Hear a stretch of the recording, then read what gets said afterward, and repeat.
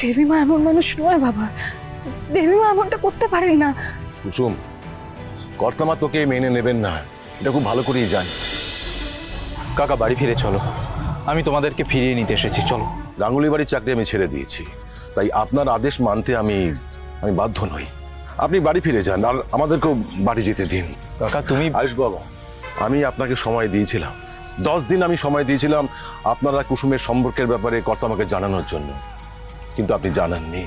কেন জানাননি আপনি ভালো করেই জানেন। আপনি জানেন যে আপনাদের সম্পর্কটাকে কর্তামা মেনে নেবে না। আমিও চাই না আমার মেয়েটা মিথ্যে আশায় বাঁচুক। বাবা হয়ে আমি আমার মেয়ের ভবিষ্যৎকে অন্ধকার ঠেলে দিতে পারবো না। আমাদেরকে যেতে দিন, আমাদের দেরি হয়ে যাচ্ছে। কাকা আমার কথাটা শোনো প্লিজ, তুমি এইভাবে চলে যেতে পারো না। পারি, কারণ জীবনটা আমাদের। আমরা কি করব না করব সেটা সম্পূর্ণ আমাদের সিদ্ধান্ত। তুমি তো কুসুমের উপর জোর খাটাচ্ছ কাকা। সেটা যদি কুসুমের অপছন্দ হয়, কুসুম বলবে, আপনি নন। কাকা আমার কথাটা শোনো, রাগের মাথায় এরকম ভাবে কোনো সিদ্ধান্ত নিও না। রাগের মাথায় আমি সিদ্ধান্ত নিচ্ছি না, আমি খুব ঠান্ডা মাথায় ভেবে চিন্তে সিদ্ধান্ত নিয়েছি। আপনার যদি কথা বলা হয়েই থাকে তাহলে অনুমতি দিন, আমরা যাব। কুসুম চল। তুমি কিসের ভিত্তিতে আমার আর কুসুমের সম্পর্ক অস্বীকার করছো কাকা?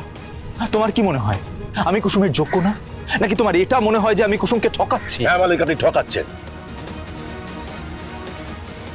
আয়ুষ বাবা, আপনারা বড় লোক, আপনারা আপনাদের খেয়াল খুশি মতো চলেন, মর্জি মাফিক চলেন। আমরা তো গরিব, আমরা খুব সাদা সিধে, আমরা অত শুধু বুঝি না। আপনাদের ইচ্ছে হলে আপনার কার সঙ্গে সম্পর্ক গড়বেন, কারকে মন দিয়ে বসবেন আপনারাই জানেন।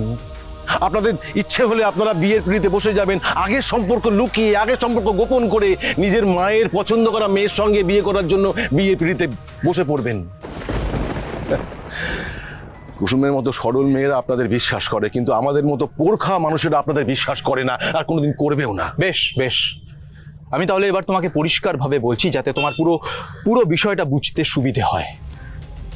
আমি তোমার থেকে সময় চেয়েছিলাম মাকে বলার জন্য। এই জন্য চাইনি যে আমি পুরো বিষয়টা লুকোতে চেয়েছিলাম। আমি এই জন্য চেয়েছিলাম, আমি বাবার আসার অপেক্ষা করছিলাম। আমি দুজনকে একসঙ্গে বলতে চেয়েছিলাম কাকা, কিন্তু তুমি আমাকে সেই সময়টাই দিলে না। বাবা আজকে ফিরলো, আর তুমি আজকেই কুসুমকে নিয়ে আমার থেকে দূরে চলে যাচ্ছ। আর সেই জন্যই আমি বাড়ি থেকে বেরোনোর আগে মাকে আমাদের সম্পর্কে সমস্ত সত্যিটা বলে এসেছি কাকা। কাকা তুমি তো বছরের পর বছর ধরে দেখে এসেছো, মা বছরের বিভিন্ন সময় গণবিবাহের আয়োজন করে, আর মা চায় এবছরে সেই গণবিবাহে আমাদের পরিবার অংশগ্রহণ করুক তাদের নিজেদের প্রতিশ্রুতি রক্ষার জন্য। আর সেই জন্যই মা এই গণবিবাহের মণ্ডপেই আমার আর কুসুমের বিয়ে দিতে চায়। হ্যাঁ কাকা, আর তাই জন্যই তোমাদেরকে মা এই মুহূর্তেই বাড়িতে ডাকছে।